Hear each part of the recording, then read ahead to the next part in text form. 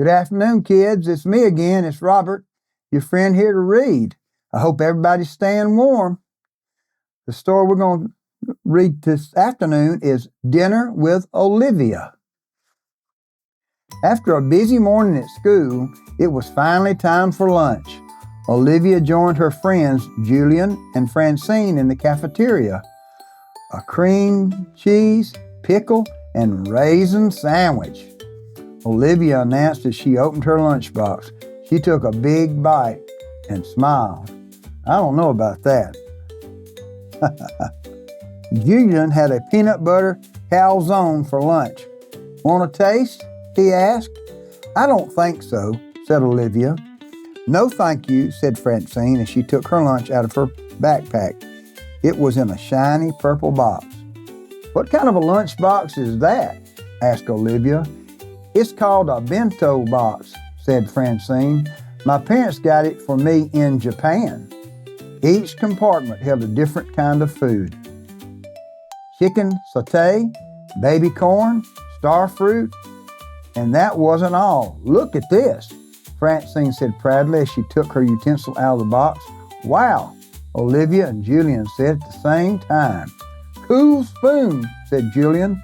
Cool fork, said Olivia. It's both. It's a spork, said Francine. Olivia and Julian were amazed. Francine dug the spork into her bento box and pulled out a Brussels sprout. And this is a Brussels sprout. It's from Belgium, in Europe. You like Brussels sprouts? Asked Julian. They're delicious, Francine answered. At my house, everything is perfectly delicious. Then Francine had an idea. Olivia, you simply must come to my house for dinner. Really? Will there be Brussels sprouts? Olivia asked. Of course not, said Francine. We never eat the same food twice in 1 year. Olivia was happy to hear that. I'd love to come. Thank you. Perfect, said Francine. I'll have my mother call your mother. At home that night, Olivia decided she needed to practice her manners before going to Francine's house for dinner, so she hosted her own dinner party.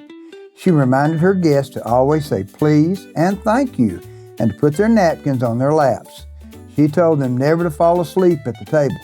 She made sure they remembered to chew with their mouths closed. At a fancy dinner party, everything needs to be perfect, Olivia told her guests. Olivia imagines what dinner at Francine's house would be like. She pictures a fancy party at a mansion in the English countryside with waiters on roller skates serving pink lemonade in tall glasses with curlicue straws and monkeys juggling fruit. Olivia, dinner time, called her mother, interrupting her daydream. At the dinner table, Olivia's brother, Ian, slurped his spaghetti, splatting her dress with tomato sauce. One of his meatballs fell to the floor, where Perry, the dog, picked it up in his mouth. Perry, that's my meatball, Ian yelled, chasing him around the table. Perry gobbled it up with his mouth open, leaving tomato sauce everywhere. I'm quite sure they don't eat like this at Francine's house, Olivia groaned.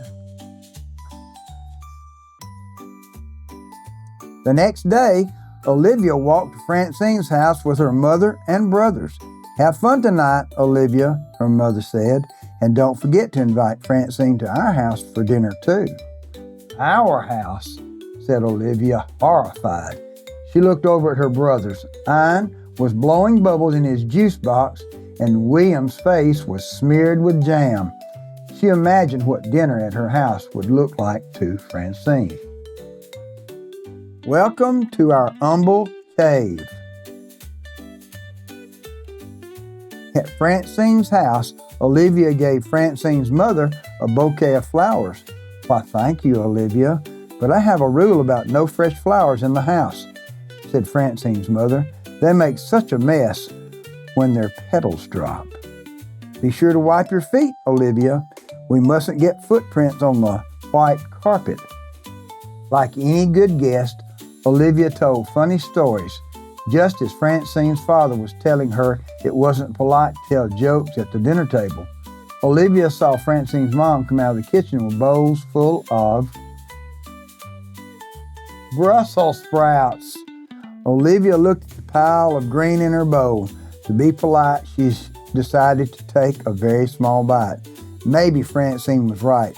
Maybe Brussels sprouts were delicious. Maybe not. Olivia quickly reached for her water glass to wash it down, but oops!